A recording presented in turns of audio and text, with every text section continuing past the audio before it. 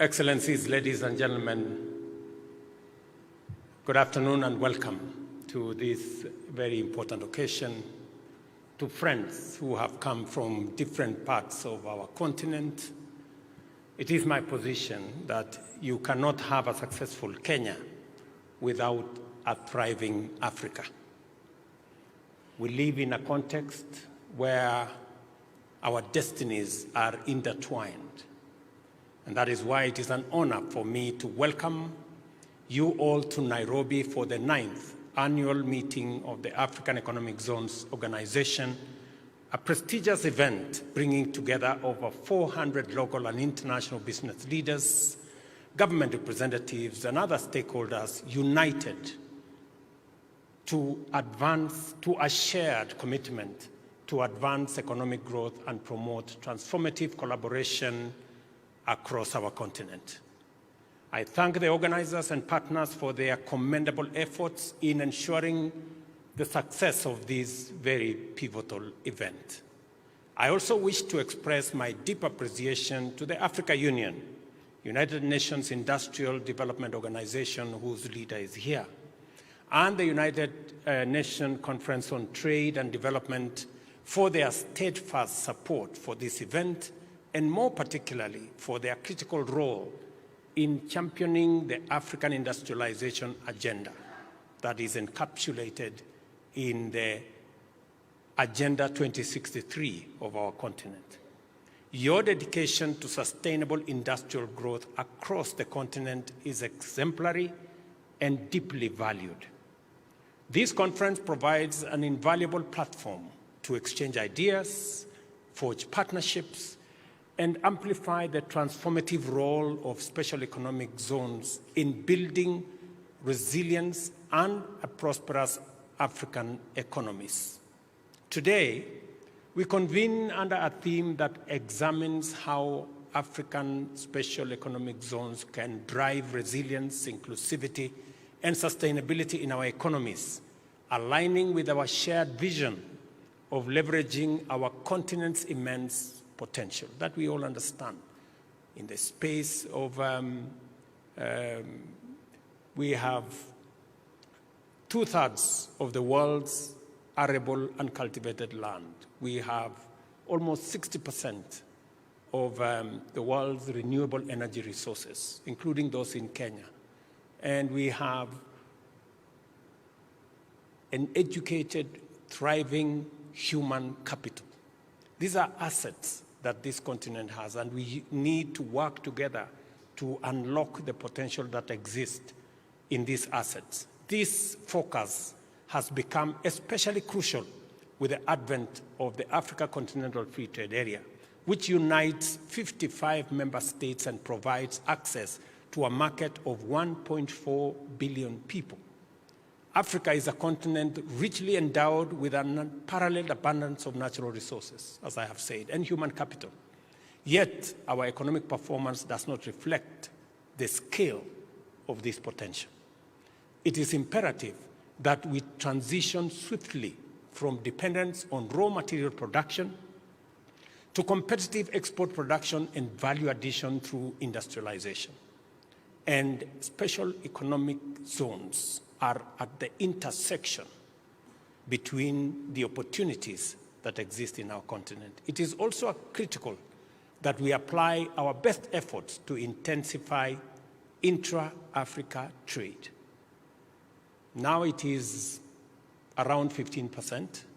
Other economies, whether in Asia or in Europe or in Americas, are in the 30s, 40s, going to 60%.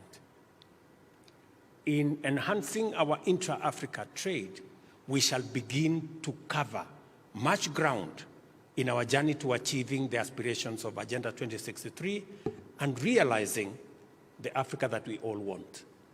The Africa Continental Free Trade Area represents a historic opportunity to create a tariff-free Africa, boost intra-Africa trade and investment, and also drive industrialization as we generate meaningful employment for our young people.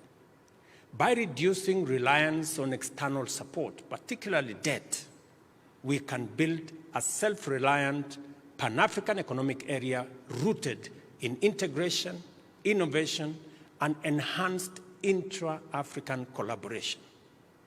All these ambitions require a strategically designed ecosystem that align critical regulatory, institutional, and infrastructural elements essential for driving industrial development, export competitiveness, and trading capabilities. That is why special economic zones are indispensable engines of this growth. And I want to commend the leadership of AEZO and all the partners that have come together to put together this very important event where we can reflect, where we can think, share ideas, share experiences, and see to it that we unlock the huge potential that exists in this continent. They are intentionally packaged to attract impactful investment, create jobs, and foster economic development. The adoption of the Africa Continental Free Trade Area Ministerial Regulations in 2023 further expands the potential of special economic zones by facilitating goods produced within these zones to access the vast African market without barriers. There can never be a greater opportunity than what we have in our special economic zone. It is the reason why, as a country, we now have 6 new special economic zones to provide additional infrastructural capacity for more companies, more partners, more investors to work with us as we unlock the huge youth potential that we have in Kenya and opportunities that exist for manufacturing, for value addition, for agro-processing, for industrialization, again, leveraging on our renewable energy assets that are in plenty to be able to drive green production. To capitalize on these opportunities, the government of Kenya has introduced also reforms to enhance the operational environment for special economic zones. Under the Finance Act 2023 last year, key aspects of special economic zone operations were reformed, making them more viable for integrated investment in our special economic zones parks.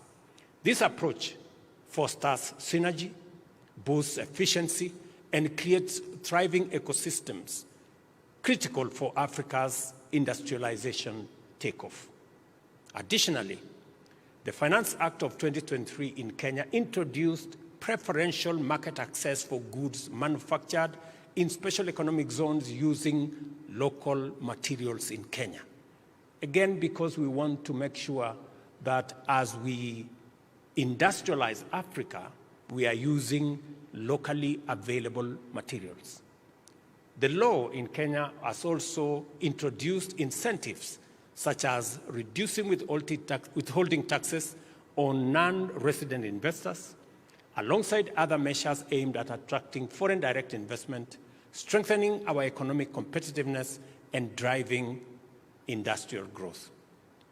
We are also undertaking comprehensive amendments to the Special Economic Zones Act of 2015 to align it with regional and continental frameworks, including the Continental Free Trade Area.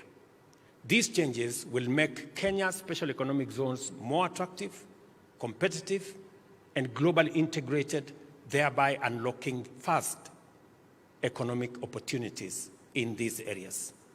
At the regional level, the East African community has adopted a unified special economic zones policy to harmonize the treatment of goods produced within these zones.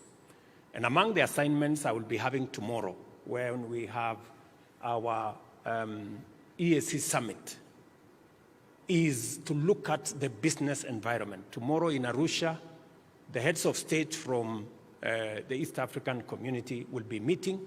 And among the targets we will be looking at is how to improve the business environment, how to integrate our economies more. And the item of special economic zone that was agreed on by our ministers is going to be approved at the summit. Accordingly, the recently approved EAC Special Economic Zones Regulation of 2024 will ensure the free movement of goods across member states, bolstering regional integration and positioning economic zones as catalysts for industrialization and growth. You couldn't have had this meeting at a better time. Today, we are having this meeting here, sharing ideas. Tomorrow, we will be expanding the horizon of special economic zones to sell goods within the East African region. So for those of you who have been looking for a destination to invest, you have a framework, a fiscal framework, you have a policy framework that facilitates the big market that exists in the East African community and the big market that exists in our continent.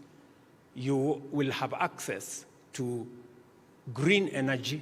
You have the best human capital anywhere in the world, very well trained, very well educated, speak good English, you know. So if you are looking for a place, a destination to set up shop, look no further. I think you're just in the right place. And let me add this, we now have integrated domestic and regional institutional frameworks which are firmly aligned with our industrial growth strategies. One dimension remains and calls for focused action by delegates at this conference, strengthening business organizations such as the Africa Economic Zones Organization is essential to foster collaboration among governments, investors, and the private sector. This organization is essential in unifying African businesses, driving policy advocacy, and developing industrial strategies that leverage the transformational potential of economic zones. Nobody has the monopoly of knowledge. We need the input in terms of advocacy by your organization. We need you to work with us as we fashion policies that would make it cost-effective, make it efficient for you to set up camp, not just in Kenya, but in our region.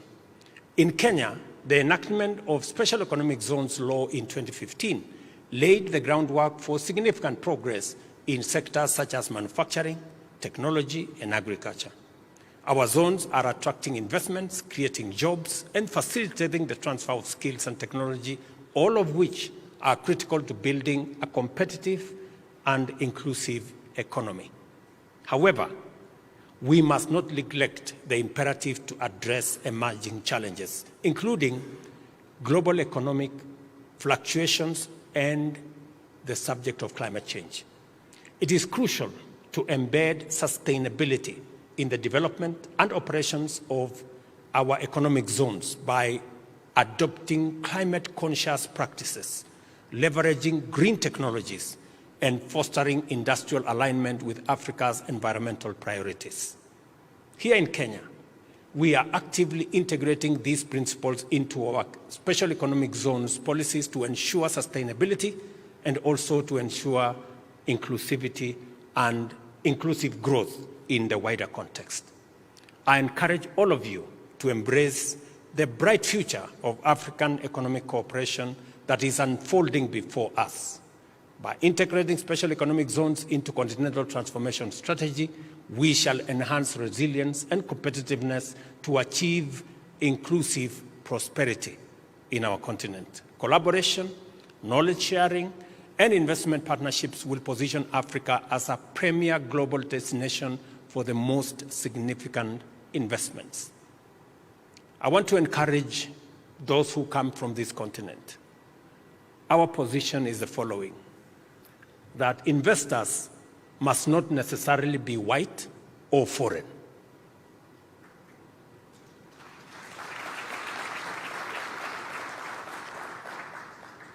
You find many African business people